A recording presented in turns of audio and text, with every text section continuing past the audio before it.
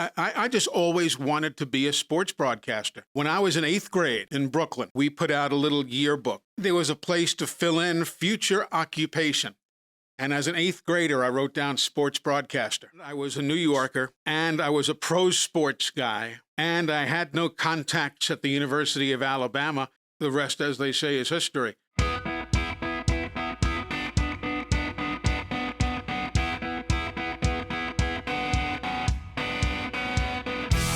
This episode of Beat Everyone is brought to you by Broadway Joe's Fantasy Sports. Inspired by football legend Joe Namath, embrace the thrill of daily fantasy sports like never before in an app coming this fall. Welcome to Beat Everyone. I am Ben Flanagan. I'm with AL.com Alabama football writer Michael Casagrande. We're back for another edition of the Golden Age, and we're with the legendary Eli Gold, the longtime voice of the University of Alabama Crimson Tide. Eli, welcome back. Good to be back with you guys, as always. Always a pleasure. Well, Eli, we're going to talk about Eli Gold today. We're going to talk about the Eli Gold story, the broadcasting journey from Brooklyn, New York to a podcast studio in Birmingham, Alabama. So we're going to start at the beginning this time. How did Eli Gold get his start? Well, I got my start. I was born in a little log cabin off of Flatbush Avenue in Brooklyn. And, in all seriousness, I am from New York City. I was a terrible, terrible student. Terrible student. Me and you both. And I just had no interest in going to class. Long story short, I started broadcasting when I was 16 and a half years old. I went to work doing minor league hockey in New York City. If you've ever seen the movie Slapshot, great movie. It is the league that Slapshot was about, the Eastern Hockey League. Old-time hockey. Yes. You'd play for 45 seconds and fight for 45 minutes. Hockey the way it was supposed to be. And but that's how it started for me. I was just, like I said, seriously, a terrible student. I left school to go to work. I worked at Madison Square Garden, first as an office boy. I used to deliver mail at Madison Square Garden Corporation. Then I went and sold peanuts at Madison Square Garden. I sold in the upper deck nearest to the press box so I could meet the broadcasters as they came and went from the elevator to the press box and so on, as they left to go to the men's room, whatever it might be. I was just eaten up with the business, and I just needed to, my dad died when I was a young boy. I couldn't afford tickets.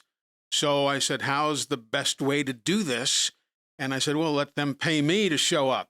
And that's how I got involved with both Harry M. Stevens' company, which was the concessionaire at the Garden, and then eventually working for the corporation itself.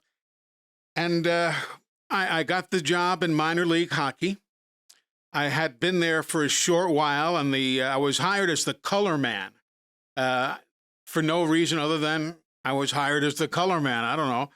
But the play-by-play guy left shortly thereafter, and I was elevated into the play-by-play job. And the broadcasts were on WRCN in Riverhead, New York. To give you an idea, folks, look across whatever room you're in right now. Look across to that wall over there, and that's about as far as you could hear our signal. I mean, it was a very, very low-impact kind of broadcast. But I got paid $50 gift certificate to Sears, and they paid my expenses. But what I did get paid was the chance to be on the air for 76 hockey games. I traveled the country on the bus with the team. It was tough, man. I was not built for bus travel. But long story short, in the same league was Bob Costas, and he was traveling, on the bus for the Syracuse Blazers of the Eastern Hockey League. So, certainly if it was good enough for Costa, it was good enough for me. And we just I ended up working my way up the minor league hockey ladder from that point on. And I don't see Bob Costas ever calling Alabama football games, so I'd say no. So one of you got the better end of that. I got a different better end. He's done a lot, obviously. He's a great friend, still is. We still text to this day. Bob was a good man, and with a mind like a trap. Unbelievable what he can remember and then just regurgitate back to you, a year or so later without missing a beat. It's amazing. Eli, the circumstances of you coming to Alabama, like when did that go into motion and how did you end up in Tuscaloosa? Tuscaloosa was later. I first moved to Birmingham.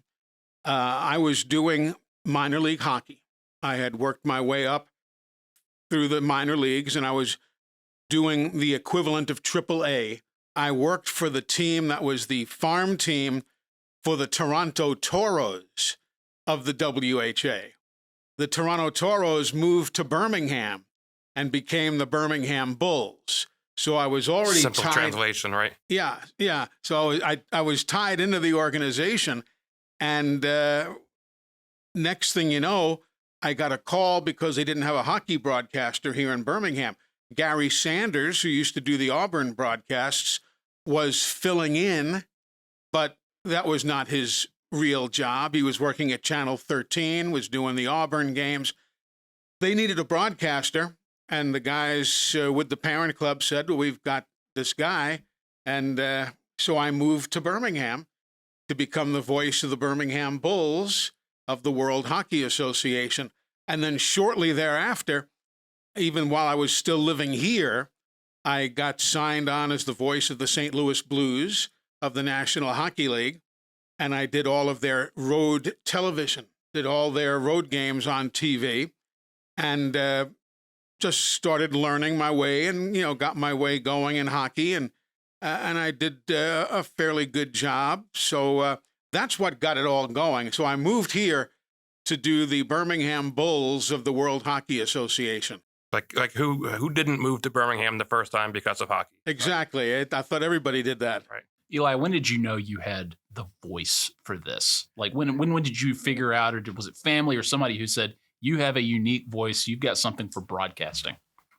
Nobody has ever told me that. No, I'm serious. It's just, I didn't take any lessons. I didn't take voice lessons. I didn't take anything like that. I just sat down and started talking. I guess I've got a clear voice, and it's enough of a tenor that it'll cut through crowd noise and stuff like that. But I really did not. I just always wanted to be a sports broadcaster. When I was in 8th grade in Brooklyn, we put out a little yearbook, as schools will tend to do, and there was a place to fill in future occupation. And as an 8th grader, I wrote down sports broadcaster. So I knew from the get-go that I wanted to be involved in sports. I knew that I was never going to be an athlete of any consequence. So that was the way to go. I loved sports. I loved statistics. I watched the events and hung on the words of the broadcasters. So it wasn't so much anybody saying you've got the voice for it. I just took out after that job and didn't stop till I got it. What about singing? You have a great broadcasting voice. Can you sing well? In the shower. Mm-hmm. That's about it. Okay. But nothing spectacular. Me and Enrico Caruso that's probably the first time I've ever been used in the same sentence with Caruso. So no, I'm not a great singer, but I can carry a tune in a bucket. Okay, yeah, maybe we can make that like a premium level podcast. We can have Eli Gold sings the hits. Yeah, Christmas album maybe. That could be, yes. The golden oldies. There you go, the golden oldies. Eli, what did you think of Alabama before you got the job? Did you have any notion of the South, or what was it? No, I didn't. I knew about it. I unfortunately, much of all that I knew was negative. I learned a lot through the newscasts in New York with, what's been going on in current events in Alabama back in the day. And we're talking now 40 years ago. So it was, so what I knew was not particularly good, but I didn't care. I was chasing my career. I was chasing my dream. And quite honestly, at the same time, I was tired of New York City. I had lived there, for all those years, and I was tired of the hassles, the traffic, the noise, the everything. I just had it. So when the opportunity was presented to me, I jumped on it. And really the only thing I knew about Alabama that was positive was Talladega, because I had already started working for NASCAR for Motor Racing Network when I was in New York. So I had been to the area, albeit for, Friday, Saturday, Sunday, or Thursday nights through Sunday of race weekends, but I didn't ever find anything wrong with it. I enjoyed it. The weather was nice. So I just stayed and have never left. What about the process that got you? You were here in Birmingham. You were working various things. How did you get to the broadcast booth calling Crimson Tide football? A bizarre situation. I was doing sports talk here in Birmingham. We had a show called Calling All Sports, which was the only sports talk show in Alabama at the time. The only one. Not in any other market, not anywhere else here in Birmingham. Nobody was doing sports talk. So that's what I was here doing sports talk, and I guess the way the job opened up, Paul Kennedy, who preceded me, was not going to be rehired after 5 years. And I knew Wimp Sanderson, the basketball coach at Alabama at the time, and they were starting to look for people. And I guess I just knew the right folks. I wasn't that well connected, and I'll tell you, it was a terribly stressful time because my hiring was not at all well received. Not at all. There were newspaper columnists who were just tarring and feathering me in their daily columns. It was not at all a popular hire. But I went down and met with a gentleman by the name of Tommy Limbaugh. Tommy was Steve Sloan, who was the athletic director. Tommy was his guy in charge of making the hire for the broadcast. And Wimp had talked to him about me. And I went down to Tuscaloosa one day, and I met with Bill Curry and with Wimp Sanderson. And then we talked, and I left there with the basketball job. It was really, I was not at all the best candidate. I know that. But Wimp was pushing for me, and that's how, and I was, I'm a nice enough guy, and Bill Curry's a nice guy. We were all getting along, and I got hired. And then I did a year of basketball in the 88-89 basketball season. I did the Tide's basketball games, which I went on to do for about 15 or 18 years. And then after that year, John Forney, God bless him, he was brought back to do his 30th year of football. John, God bless him, he had had a couple of strokes. He was struggling on the air, and the university then decided to move him to a pregame role, and offered me the play-by-play job. So, and it was a Saturday in Knoxville. I was in Richmond, Virginia, doing the race broadcast that February weekend, and I was leaving Knoxville. I was leaving Richmond, flying to Knoxville to do the basketball game. And when I got to Knoxville, Tommy Limbaugh was there and asked me to go up with him about 25, 30 rows up into the seats at Thompson Bowling Arena. And we sat there, and he offered me the job. And before he had finished offering it to me, I accepted. I mean, in case he reconsidered at the last moment. So that's how I got the job. And it stayed, I stayed with it, obviously, until this year. So that's what it was. I knew the right people. I wasn't the best candidate for the job. And I was a New Yorker. And I was a pro sports guy. And I had no contacts at the University of Alabama. I knew Wimp, but that wasn't a big contact. But as it turned out, it was big enough. And then I stayed on, and the rest, as they say, is history. But that's how it first started. Hold that thought, Eli. We're going to take a break. When we come back, we're going to learn a little bit more about what you thought of Alabama once you were here. Sure. So this is the Golden Age on Beat Everyone. We'll be right back.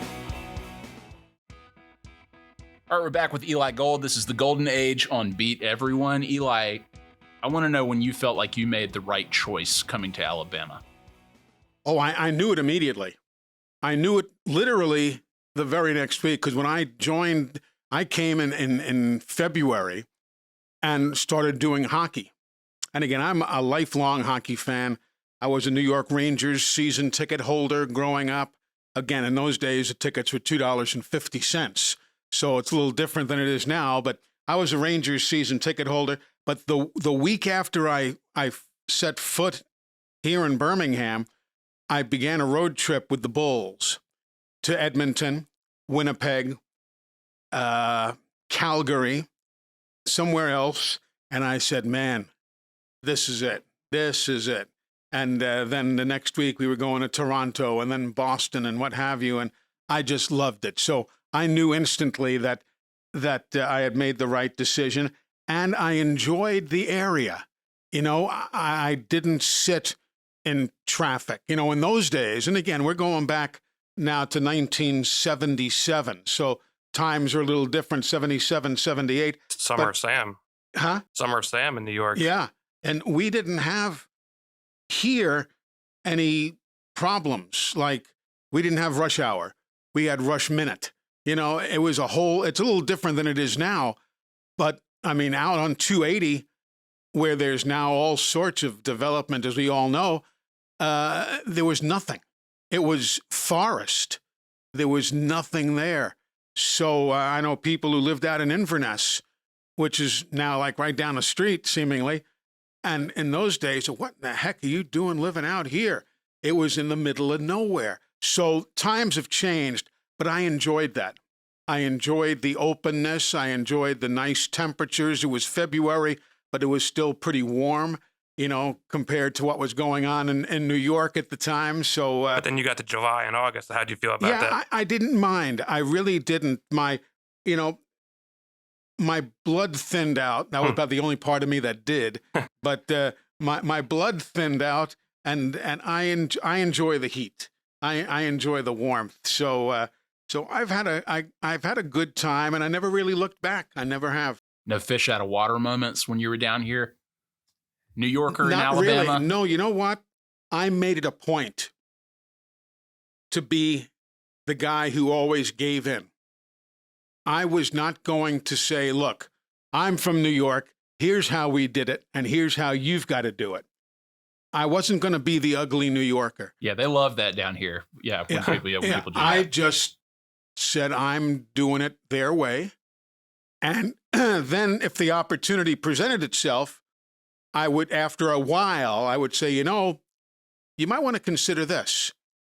And if they wanted to change, fine. If not, whatever it is we were dealing with.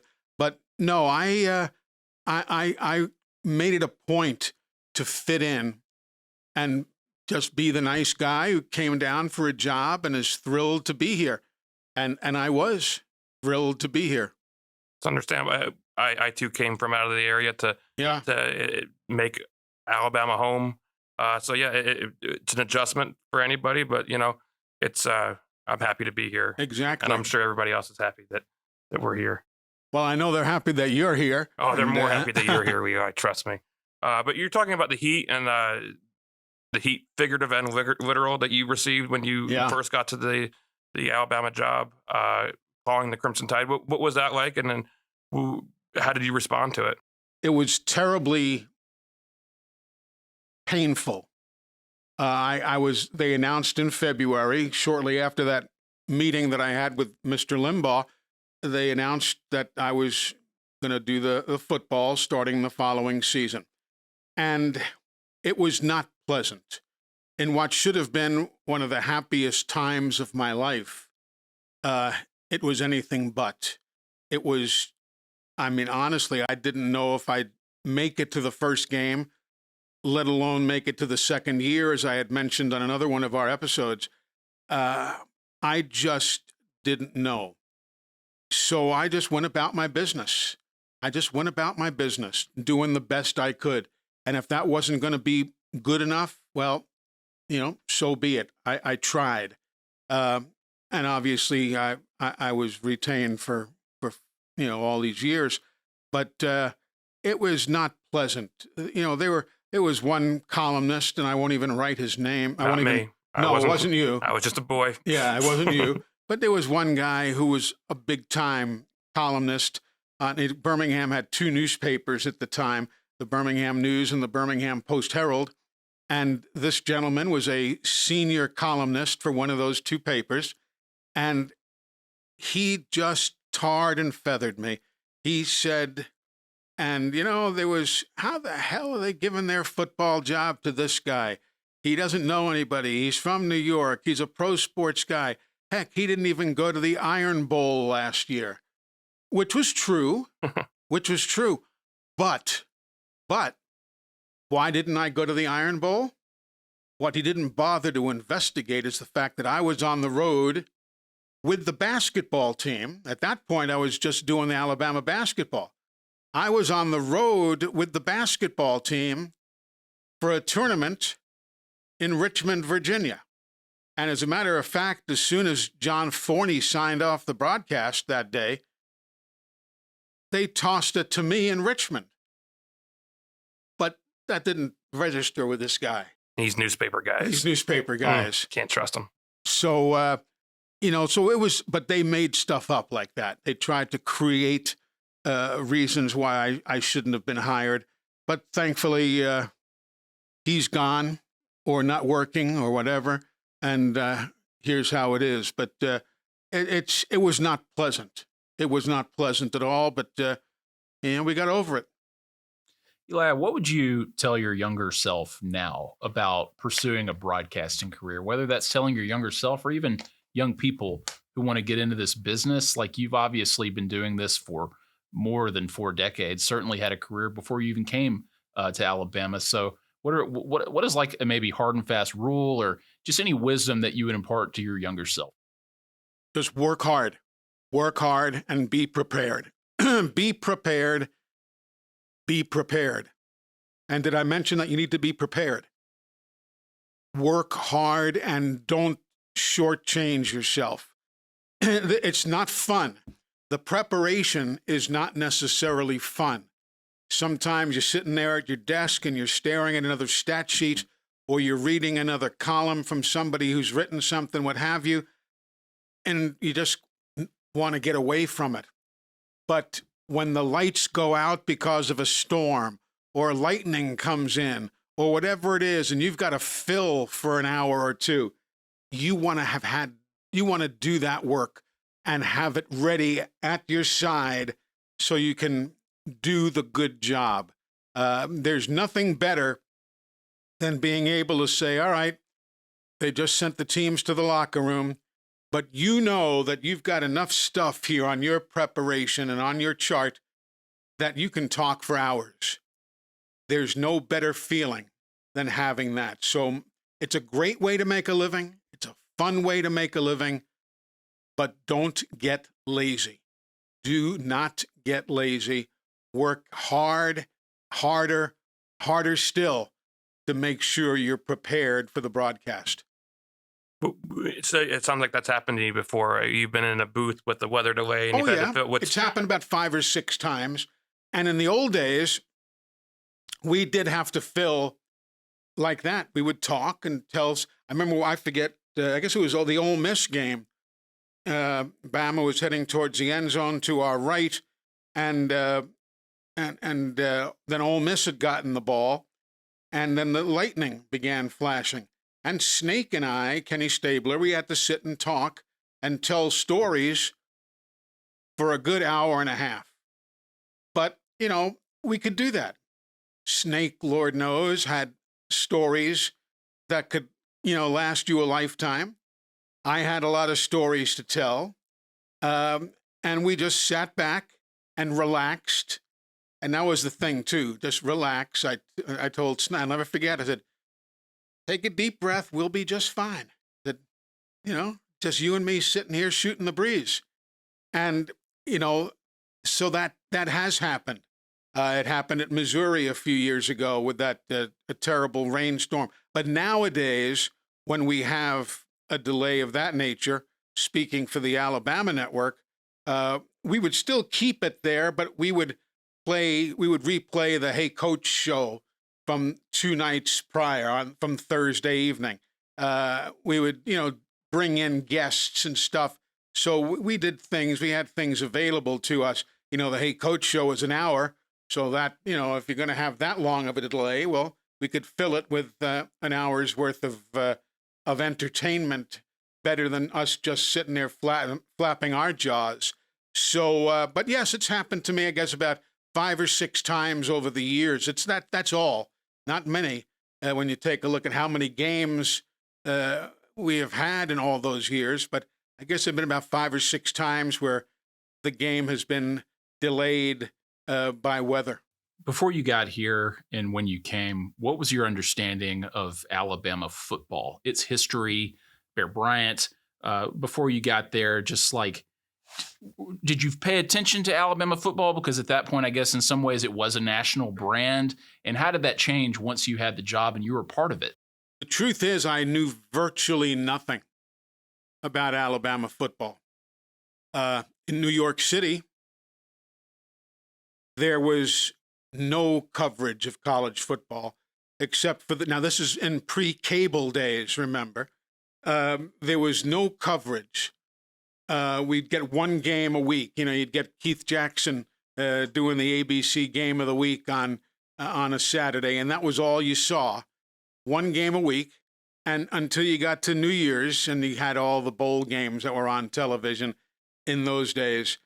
But I really knew very little about college football in general.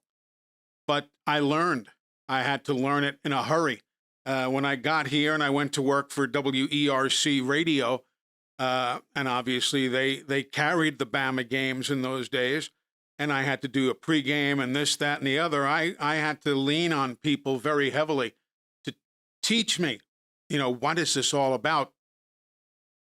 I remember going to Legion Field maybe the first or second year that I was here in town. It was a Saturday.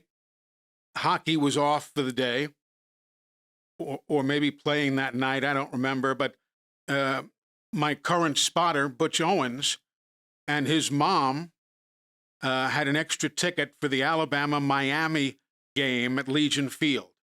So this has got to go back to 77, 78, 79, something like that. And I was ready to leave at halftime. I really was. I just didn't get it. I grew up watching the Giants and the Jets in football, let alone the Knicks and the Nets and the Rangers and the Islanders and the Yankees and the Mets.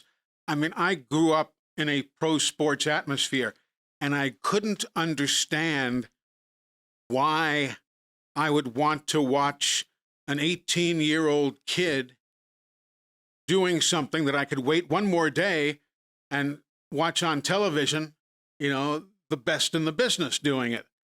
I eventually learned, obviously, and got caught up in all that is college football and all that is Alabama football. But when I first got here, I came as a hockey announcer. I did, and I didn't, in New York, coverage of the Alabama-LSU game or the Alabama-Tennessee game, and you guys as newspaper people would understand it would be in agate print. That's that small little teensy-weensy print like that you could barely see.